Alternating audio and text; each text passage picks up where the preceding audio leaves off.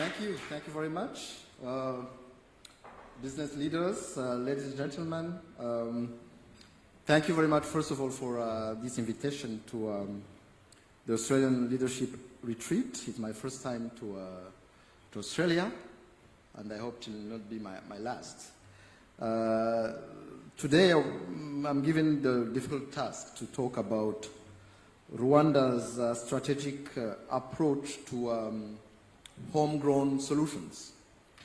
Answering this question is, in truth, telling the story of how my country managed to stand again on its own terms and move forward. Allow me to provide context on Rwanda. You've seen a few images of Rwanda. It's a highly touristic country. But allow me to provide context on the history of Rwanda and how we came to where we are today. Rwanda as a nation state predates the arrival of Europeans by centuries. Ours was a well-structured society which operated according to its own laws, cultural codes, and values enshrined in our identity as Rwandans. So the arrival of the Germans, then the Belgians, was not met with great resistance because there was a difference of, I would say, power or firepower. But their presence and important dogmas began eroding the social fabric of our society. With the coming of independence in 1962, Rwanda, like other African countries, was left in a state of political turmoil. Belgian colonizers had succeeded in imposing their rule through a divide and conquer strategy. Effectively, they managed to turn socio-economic groups and divisions of labor into a full-fledged ethnic groups of Hutu, Tutsi, and Twa. Because before that, those groups were social groups. We were a monarchy, we had a king, and there are different social classes. But the Belgians specifically introduced the difference of what they called at that time races. Because in Belgium, they had also issues between the Flemish and the Walloon, and the description of the Walloon was almost the same as what they said for Tutsi. And the description of the Flemish was what they described as Hutu, almost word by word. And then this concept rang hollow and foreign to Rwandans themselves at that time. Favoring the Hutu majority, the Belgians supported the so-called Social Revolution in 1959, creating an ethnic republic and abolishing traditional governance structures. Pogroms and violence quickly followed. Hundreds of thousands of Rwandans were forced to seek refuge in neighboring countries. In the years following the independence, an apartheid-like regime was fully installed in Rwanda. Tutsi were discriminated against, including in schools and administration, in total indifference from the international community. Cyclical violence, hate speech, and institutionalized racism laid the groundwork for the 1994 genocide against the Tutsi. So in 1994, in April, a group of extremists put in motion the final solution to kill every Tutsi in Rwanda. They mobilized the general population to carry out this plan. Those who opposed the massacres were also killed. It is only in July 1994 that the forces of the Rwandan Patriotic Army put an end to this genocide, but not before 1 million Rwandans lost their lives from a population of 7.5 million. So almost 1 Rwandan out of 8 was killed in only 100 days. After the 1994 genocide against the Tutsi, Rwanda was in mourning. There was no money to rebuild, institutions were destroyed. Many thought Rwanda was doomed. Thankfully, Rwanda's story does not stop there. In the aftermath of this tragedy, Rwanda has made 3 choices that went on to define our DNA. We chose to stay together, which was really critical at that time, because the genocide we are talking about is not a genocide that came from abroad. It was not even committed mainly by the army or security forces. It was committed by the population, neighbors against neighbors. So we chose to stay together. That is one choice that we made. And then we chose to stay accountable, to be accountable in everything that we are doing. And then we chose to think big. Although we are a small, landlocked African countries, we chose to think big. Because in the model that we have before with development cooperation, Rwanda and many other African countries were actually convinced that they are at their place, they should not think big as we are now thinking big.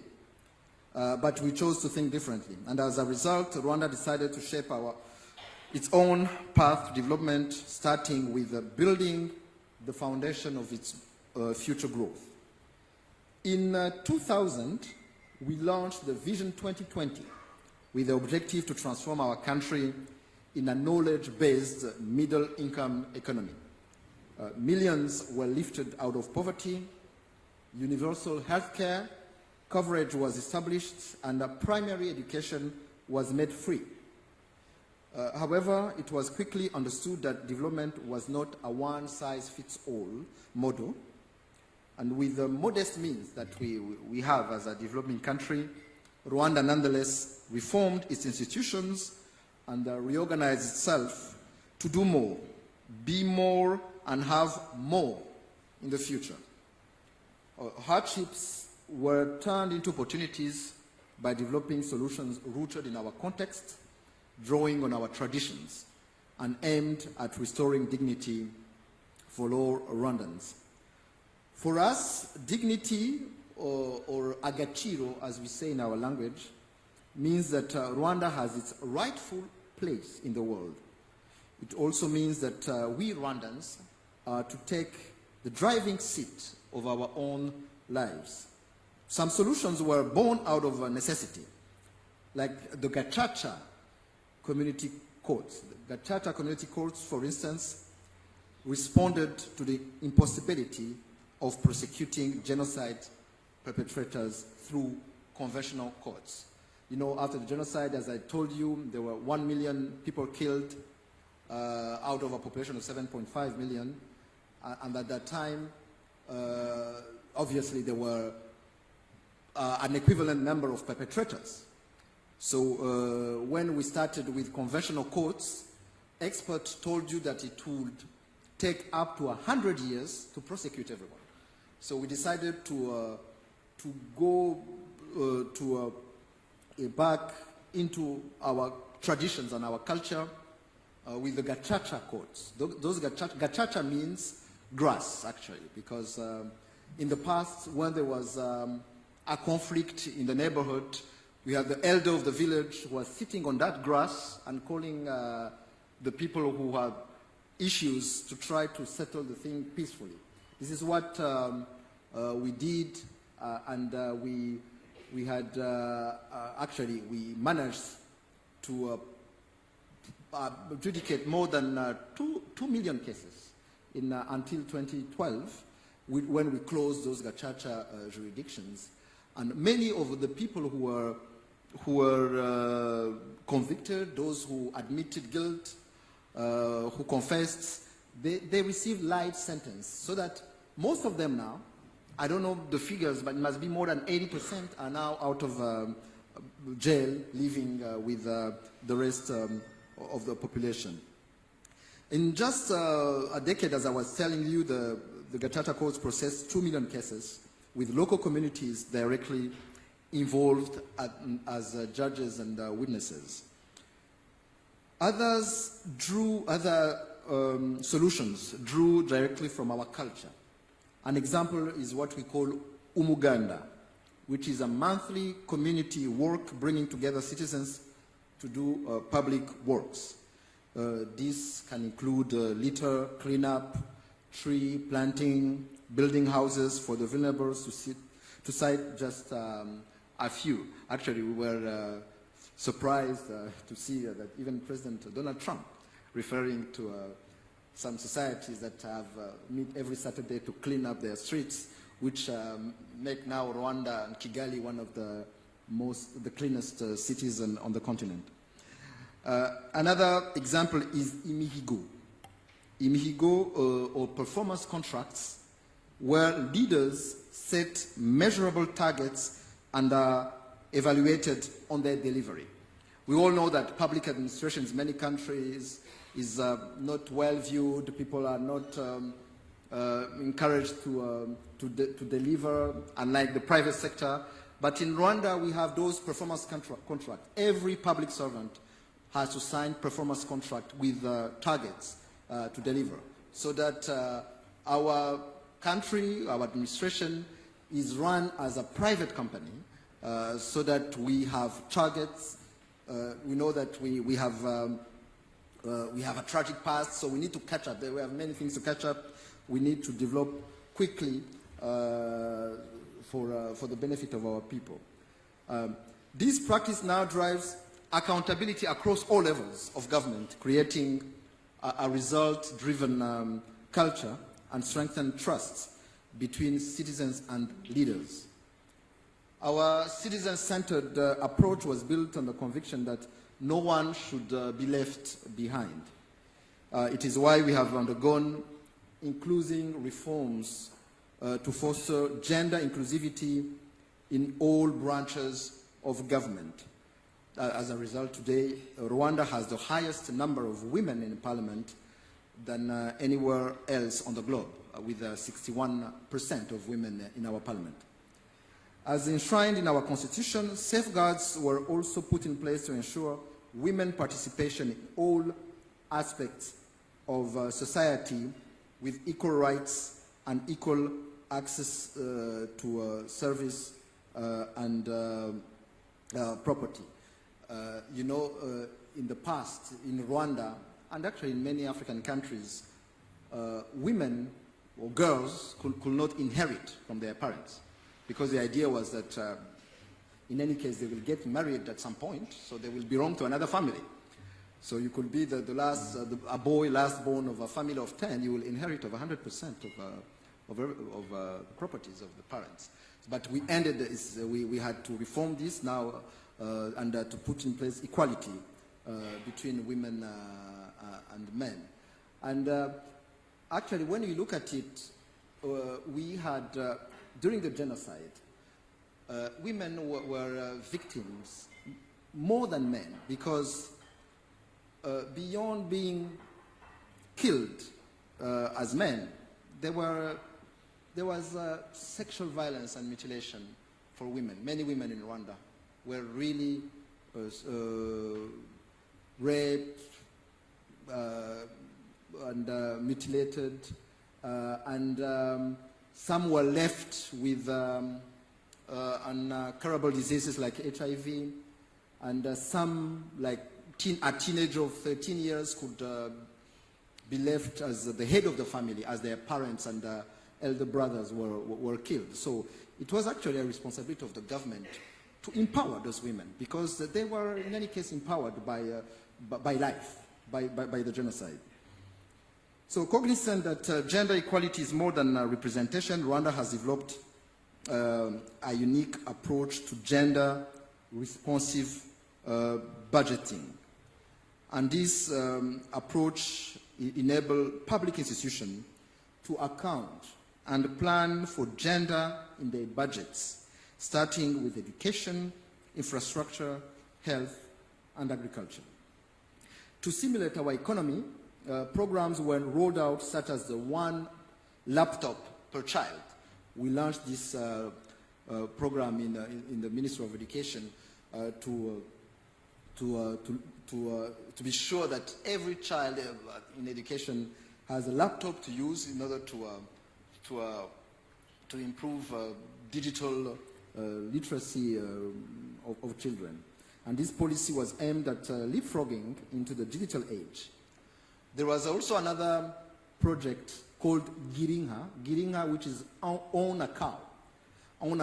So the government gave a cow to every poor family with a sense of solidarity with the neighbors if they get those cows are reproducing, so to give to the neighbors. It's a solidarity thing in Rwanda, and this is a poverty reduction policy consisting in giving cows to the most vulnerable and to lift Rwandans out of poverty. And sometimes achieving our goals meant resisting pressure from partners whose preferences did not align with our long-term strategy. So we chose to work with those who respected our vision. I was talking about thinking big. Part of thinking big was, for example, to build 5-star hotels, to make ambitious investment for tourism in Rwanda. You heard about the Visit Rwanda program with a number of football team, I think soccer team. I need to be careful here. Soccer team in Europe, Arsenal, Paris Saint-Germain, Bayern Munich, and others. Every time we were being told by the World Bank, IMF, major partners, that this is not the right choice for Rwanda, that you are a poor country, this is too ambitious for you, you should stay where you are, but we refuse, and then we chose to think big, and it's actually paying off. We do not claim our model is universal, but Rwanda sees the importance of sharing its experience with other like-minded partners. This is why in 2018 we put in place the Rwanda Cooperation Initiative to promote and share innovative development initiatives through South-South and triangular cooperation. Actually, we brought that idea from Singapore. They have a similar institution. And we believe that sharing our story, our successes and failures, can have meaningful impact for those willing to implement and adapt them at home. So, ladies and gentlemen, before I conclude, I would like to leave you with this thought. Rwanda's story is proof that building institutions and solutions that fit context is hard. It requires patience, resilience, and sometimes taking the most difficult path. But the return on investment is worth it. In our case, it translated in restored unity, socioeconomic progress, and a sense of ownership among citizens. Whether in Africa, here in Australia, or anywhere else, development should never be about fitting into a frame designed elsewhere. It should be rooted in values driven by pragmatism and flexible enough to adapt to an ever-changing world. I thank you for your attention.